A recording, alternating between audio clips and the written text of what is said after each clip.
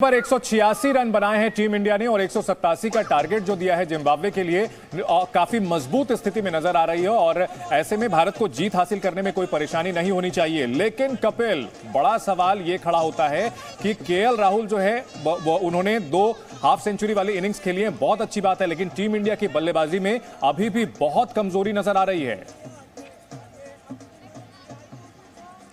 मैं वही कह रहा हूं चंदन की ये जो रणनीति भारतीय टीम की है कि हम पावर प्ले में विकेट नहीं देंगे, थोड़ा सा संभल कर खेलेंगे और रन भले ही 100 की स्ट्राइक रेट से ही आए, चाहे 6 ओवर में 40 रन बने, 36 बने, वो भारतीय टीम उससे कंसर्न नहीं दिखाई दे रही है। तो ये रणनीति किसी दिन आपको फंसा भी सकती है जी। क्योंकि तेजी के साथ अगर विकेट गिरे, सूर्य कुमार यादव उस मैच में अगर नहीं चले तो फिर आप संकट में भी आ सकते हैं। सूर्य कुमार यादव और विराट कोहली हर मैच में आपको नहीं बचाएंगे। बिल्कुल। तो रोहित शर्मा की जो टाइमिंग है वो अब दिखाई दे रहा है, पता चल रहा है कि वो ऑफ द मार्क नहीं है। और जिस तरीके से रोहित शर्मा के जो शॉट है ये 82-83 मीटर के स्टैंड पर ही जाकर गिरा करते थे, ये शॉट अब मिड विकेट पर, ये शॉट अब फाइन लेग पर, ये शॉट अब मैं कहूँगा पकड़े जा रहे हैं। तो रोहित शर्मा की जो टाइमिंग है वो थोड़ी सी लय में दिखाई नहीं दे रही है, जिसकी वजह से हमारी ओपनिंग कॉम्बिनेशन नहीं चल पा रही है। विराट कोहली आज हम कह सकते हैं कि उस तरह के रंग में नहीं थे, थोड़ा सा रन बॉल 25-26 वाला ही स्कोर उनका आया। ठीक है, विराट कोहली को हमें डिस्काउंट देना पड़ेगा क्योंकि हर मैच में आप विराट से हाफ सेंचुरी की उम्मीद नहीं कर सकते। इस टूर्नामेंट में बहुत अच्छा परफॉर्म कर रहे हैं, किसी एक दिन ऑफ डे भी होगा, लेकिन केएल राहुल का फॉर्म में लौटना बहुत बड़ी राहत की बात कही जा सकती है। कपिल, बिल्कुल, देखिए केएल राहुल अच्छे टच में दिखाई दे रहे हैं। वो जो अच्छी गेंदें हैं उनको भी अच्छे क्लासिकल शॉट्स के साथ मैदान से बाहर भेज रहे हैं, तो वो अपनी ताकत पर खेलते हैं। उनकी तकनीक पर राहुल द्रविड़ को यकीन है, उनकी तकनीक पर ही उनके फैंस को यकीन है और वो उसी तकनीक के भरोसे ऑस्ट्रेलिया में जो तकनीक काम आती है वो उसी पर ही चल रहे हैं। अब देखिए जो बड़े शॉट्स उन्होंने खेले वो स्पिनर पर खेले, वो पैर रखकर जो मारे 2 छक्के वो स्पिनर पर ही मारे, तो वो अपनी ताकत पर खेलते हैं। लेकिन बड़ी बात सूर्य कुमार यादव की है, आप देखिए कैलेंडर ईयर में विराट कोहली को पीछे छोड़ देना रनों के मामले में ये बहुत बड़ी बात होती है। बिल्कुल। एक साल में 1000 से ज्यादा रन उन्होंने बनाकर दिखा दिए, 183 का स्ट्राइक रेट, ये हैरान करने वाला क्रिकेट है। और जिस तरह से वो खेलते हैं ऐसा लगता है कि हर बॉल पर 2-3 शॉट के लिए तैयार है। मुझे थोड़ी सी कभी कभी केविन पीटरसन की भी वो याद दिलाते हैं, उसी तरह का हाई बैक लेफ्ट रखते हैं और जिस तरह से शॉट के लिए तैयार रहते हैं। आप देखिए स्विच हिट से लेके और बैट कर और जिस हर 360 डिग्री जो वो क्रिकेट खेलते हैं, सूर्य कुमार यादव ऐसा लगता है कि ड्रेसिंग रूम में 50-60 रन बनाकर बैठे हुए हैं और जब 60 रन बनाने के बाद आपकी नजर वैसी हो जाती है कि आप अपसेट हो गए हैं, वो आकर वैसा पहली बॉल से क्रिकेट खेल के दिखाते हैं। जी बिल्कुल। और गेंदबाजों के लिए स्काई के खिलाफ कोई भी रणनीति बनाना कपिल मुमकिन नजर नहीं आता, क्योंकि जैसा कि आपने बताया कि हर गेंद पर उनके पास 2-3 शॉट होते हैं, तो इसकी वजह से गेंदबाज उनको उस तरह से फंसा नहीं पाते। आज भी हमने देखा कि जो गेंदबाज थे उन्हें बाउंसर मारने की कोशिश कर रहे थे, उन्होंने पीछे चौका लगाया, उसके बाद फुल गेंद दी, सामने चौका लगाया, तो गेंदबाज के लिए उनको रीड कर पाना काफी मुश्किल है। बिल्कुल, देखिए और ऐसा तब होता है जब आपका माइंडसेट ये होता है कि मैं ज्यादातर बॉलों पर अटैक करूंगा। तो जब आप उस अटैकिंग फ्रेम ऑफ मोड में रहते हो तब आप इस तरह के शॉट ज्यादा खेल पाते हो। तो वो तैयार है कि अगर कहां पर गेंद आएगी तो मैं ऑफ साइड में पीछे हटके उसको पीछे भेज दूंगा। तो ये जो 360 डिग्री क्रिकेट है ये सूर्य कुमार यादव भी कर सकते हैं। वो बता रहे हैं बार बार स्काई इज द लिमिट और वाकई कमाल का क्रिकेट खेल के दिखा रहे हैं। जिम्बाब्वे के स्पिनर्स को क्रेडिट आपको देना होगा, उन्होंने शुरुआत में बढ़िया गेंदबाजी करके दिखाई थी। विलियम्स ने भी और सिकंदर अजहर ने भी जिस तरह की गेंदबाजी की, काबिले तारीफ। बिल्कुल, जिम्बाब्वे की टीम को पूरा क्रेडिट मिलना चाहिए जिस तरह से आज उन्होंने दबाव में भारतीय बल्लेबाजों को ला दिया था और एक वक्त ऐसा लग रहा था कि भारतीय टीम बहुत बड़ा स्कोर 150-160 तक भी पहुंचना उनके लिए मुश्किल हो जाएगा। तारीफ करनी पड़ेगी जिम्बाब्वे की टीम, जो कि बहुत नौसिखिया टीम मानी जाती है, पिछले कुछ दिनों से बहुत अच्छा नहीं खेल रही थी, पहले पाकिस्तान को हराया और भारत को भी प्रेशर में ला दिया था। बिल्कुल दबाव में ला दिया था। अब देखिए 6 ओवर के बाद भारतीय टीम का स्कोर पावर प्ले के एंड पर था 46 फॉर 1, 10 ओवर के बाद था 79 फॉर 1, 15 ओवर के बाद था 107। तो उस लिहाज से अगर हम देखें तो जिसे ऑफ द ब्लॉक कहना होता है कि हम भाग गए तुरंत, वैसा भारतीय टीम आज रन थ्रू नहीं कर पाई। लेकिन यही सूर्य कुमार यादव की खासियत है, यही हार्दिक पांड्या की खासियत है कि उन्होंने देखा कि सूर्या शानदार टच में है तो उन्होंने अपना काम किया, क्रीज पर आए, एक सिंगल लिया, वापस स्ट्राइक दे दी। तो यही अच्छा क्रिकेट होता है। और वो जो पार्टनरशिप आई अच्छी सूर्या और हार्दिक के बीच, यही अच्छा तालमेल होता है कि एक अच्छा क्रिकेटर, बैट्समैन बल्लेबाज, आपका साथी बल्लेबाज अच्छे टच में चल रहा है तो आप उसको ज्यादा से ज्यादा गेंदें खिलवाएं। तो यही सूर्य कुमार यादव की ताकत है। कपिल, आपने जिक्र किया हार्दिक पांड्या का, उनकी प्रेजेंस ऑफ माइंड दिखाई दी है और पाकिस्तान के खिलाफ जो जीत मिली थी भारतीय टीम को, उसमें भी हार्दिक पांड्या का बेहद अहम रोल रहा था। अपने नेचुरल इंस्टिंक्ट को, अटैकिंग को उन्होंने कंट्रोल करते हुए विराट कोहली के साथ वो डटे रहे और शायद यही वजह थी, वहीं से टेम्पो सेट हुआ था। तो एक डिफरेंट भूमिका में नजर आ रहे हैं हार्दिक पांड्या, यहां पर अग्रेसर के बजाय यहां मैच बना रहे हैं, इनिंग बना रहे हैं। बिल्कुल, देखिए इंपॉर्टेंट होता है कि जब एक बल्लेबाज अटैक कर रहा है तो फिर दूसरा उसको स्ट्राइक देकर, और वो ज्यादा ट्राई ना करे उस लिहाज से। दोनों अटैक करेंगे तो फिर विकेट जाने का खतरा रहता है, फिर सामने वाला बल्लेबाज थोड़ा अनसेटल हो जाता है। तो ये हमेशा यही रणनीति रहती भी है और उसी पर आज काम भी किया गया। कमाल के कुछ शॉट देखने को मिले। मैं आपको बताऊं, सूर्य कुमार यादव के बल्ले से जिस तरह के शॉट देखे हैं वो ब्रेथ टेकिंग है, अविश्वसनीय है। वो उनकी बल्लेबाजी आजकल हो गई है और पहली बॉल से आते ही इस तरह की नजर रखना, इतना टाइम होना तेज गेंदबाजों के खिलाफ कि आप तय कर लें कि शॉर्ट बॉल आने पर कहां खेलना है, ये वाकई कमाल की बल्लेबाजी है। Hats off to him. और मुझे लगता है कि भारतीय टीम का सेमीफाइनल अब इंग्लैंड से ही होने जा रहा है। यहाँ बहुत सारे पत्रकार, मैं आपको बताऊं, इस दुविधा में फंसे हुए थे कि कहां की टिकट बुक करवाएं, एडिलेड जाना है या सिडनी जाना है, क्योंकि इस मैच के बाद ही तय होता कि भारत ग्रुप को टॉप करेगा या टॉप नहीं करेगा। तो अगर टॉप करता है तो एडिलेड जाना होगा, टॉप नहीं करता है तो सिडनी जाना होगा। तो सूर्य कुमार यादव की पारी ने तय कर दिया है कि सभी की टिकट एडिलेड की बुक होंगी। चलिए, अभी एक इनिंग बाकी है जिम्बाब्वे की, लेकिन फिर भी यहां पर अंक तालिका में एक बड़ा उलटफेर देखने को मिला है कपिल।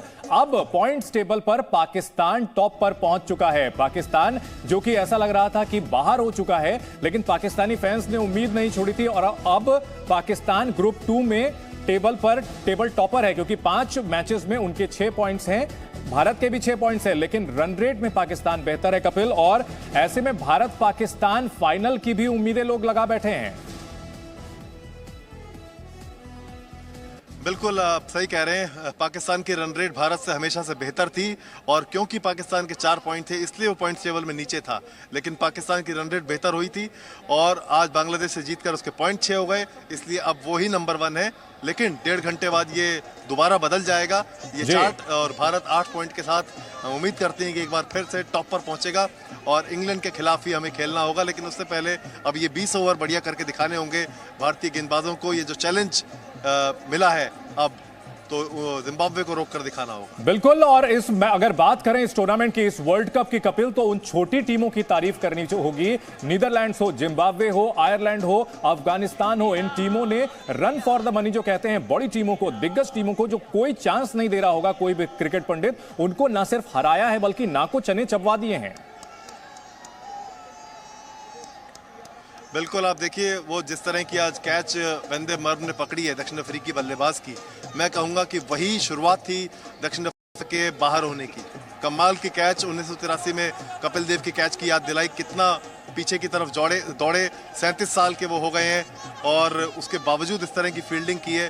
तो नीदरलैंड ने दक्षिण अफ्रीका को हरा कर ये जो बड़ा कारनामा किया है, जिस तरह से स्कॉटलैंड ने हराकर वेस्ट इंडीज को भेजा, बाहर कर दिया T20 वर्ल्ड कप से 2 बार की चैंपियन टीम को। अफगानिस्तान ने ऑस्ट्रेलिया को स्केयर दे दिया कि हम आपको हराने के करीब पहुंच गए थे। आयरलैंड ने इंग्लैंड को हरा दिया। तो ये टीमें अब बता रही हैं कि हमारा भी वक्त अब आ गया है और हमसे आप बायलैटरल सीरीज भी खेलिए, हमें सिर्फ वर्ल्ड कप में मत बुलाइए। अब ये टीमें बता रही हैं, चीख चीख के इस बात को कह रही हैं कि हमारे पास भी वो टैलेंट है जैसा आपके पास है। तो मुझे लगता है कि अब की बार जब IPL की बोली लगेगी तो बहुत सारे खिलाड़ी आपको जरूर दिखाई देंगे नीदरलैंड के और जिम्बाब्वे के जो स्पिनर है, खासतौर पर सिकंदर रजा और विलियम्स, जिसकी वैरायटी बहुत सारी है, जिनके पास वो कमाल के गेंदबाज हैं। जी बिल्कुल। अब यहां निश्चित तौर पर हम ये मानकर चल रहे हैं कि 186 का जो स्कोर है, टीम इंडिया आराम से डिफेंड कर लेगी और टेबल टॉपर रहते हुए अगला मुकाबला इंग्लैंड के साथ होने जा रहा है। अगर इंग्लैंड के साथ होने वाले मुकाबले की बात करें, उनके स्ट्रेंथ और कमजोरियों की बात करें, तो एक दमदार टीम है इंग्लैंड।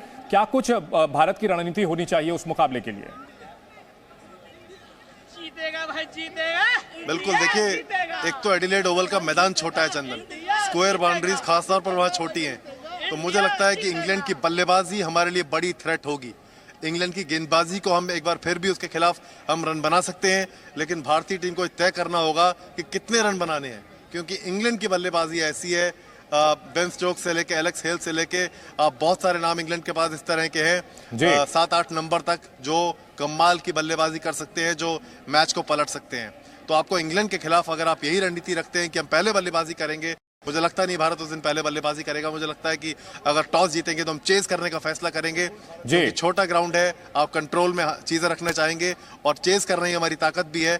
तो इंग्लैंड के खिलाफ हमारी बल्लेबाजी को, गेंदबाजी को चलना होगा, क्योंकि इंग्लैंड की बल्लेबाजी बहुत स्ट्रांग है। बिल्कुल। और एडलेड ओवल में जिस तरह से बांग्लादेश के बल्लेबाजों ने, लिटन दास ने खास तौर पे शुरुआत में भारत के गेंदबाजों की धुनाई की थी, उस बात को भी याद रखना होगा। इस बीच जिम्बाब्वे के बल्लेबाज पहुंच चुके हैं क्रीज पर और भारतीय गेंदबाजी शुरू हो चुकी है। और ऐसे में 186 का स्कोर काफी कंफर्टेबल कहा जा सकता है। भारतीय टीम ने सूर्या की धमाकेदार बल्लेबाजी की बदौलत 186 का विशाल स्कोर खड़ा किया है। उससे पहले केएल राहुल ने भी बेहतरीन बल्लेबाजी की, एक हाफ सेंचुरी जड़ी और भारतीय टीम एक अच्छा स्कोर खड़ा करने में कामयाब रही है। लेकिन कहीं ना कहीं अभी भी कुछ कमजोरियां नजर आ रही हैं। आप अगर बात करें आज की मैच की, कपिल, विकेट कीपर बल्लेबाज के तौर पर आज हमने बदलाव किया, ऋषभ पंत को भेजा गया। हालांकि अनलकी कहा जाएगा, जिस कैच पर वो आउट हुए, अमेजिंग कैच था, बहुत शानदार कैच था। कि कैसी फॉर्म में नजर आ रहे थे अगर ऋषभ पंत की बात करें तो? बिल्कुल, देखिए उनको हार्दिक पांड्या से पहले प्रमोट किया गया, पहले उनको भेजा गया। तो रणनीति और सोच यही थी टीम मैनेजमेंट की कि क्योंकि उनको कोई गेम नहीं मिला है, नेट्स पर खेलना अलग चीज होती है, लेकिन प्रैक्टिस गेम हो, इंटरनेशनल मुकाबला हो, कपिल आपको रोकना चाहेंगे, पहला विकेट गिर चुका है, एक शानदार कैच लिया है विराट कोहली ने, ओपनर आउट हो चुके हैं, राहत की खबर आ रही है। और ऐसे में बड़ा सवाल यह उठता है कि बल्लेबाजी को ध्यान में रखते हुए क्या जिम्बाब्वे कोई थ्रेट बन सकता है? देखिए, लगता नहीं है जिस तरीके से जिम्बाब्वे की बल्लेबाजी है, मुझे लगता है कि हमारे पास वो वर्ल्ड क्लास गेंदबाजी है जो हम इस स्कोर को डिफेंड कर सकेंगे और जिम्बाब्वे की टीम उस लक्ष्य तक वहां तक नहीं पहुंच पाएगी। ऋषभ पंत का आप जिक्र कर रहे थे, मुझे लगता है कि ऋषभ पंत जिस तरीके से उन्होंने बल्लेबाजी की और कोशिश यही थी, मंशा यही थी कि उनको थोड़ा सा समय बिताने का मौका मिले, थोड़े से रन वो बना सके मिडल पर पहुंचकर, वैसा नहीं हो सका। कमाल की कैच के आगे वो आउट हुए। मुझे लगता है कि एक तो ऋषभ पंत की जो कैच पकड़ी गई ये और एक वेंदे मर्फ की कैच, अभी तक वर्ल्ड कप की यही 2 बेस्ट कैचेस हैं।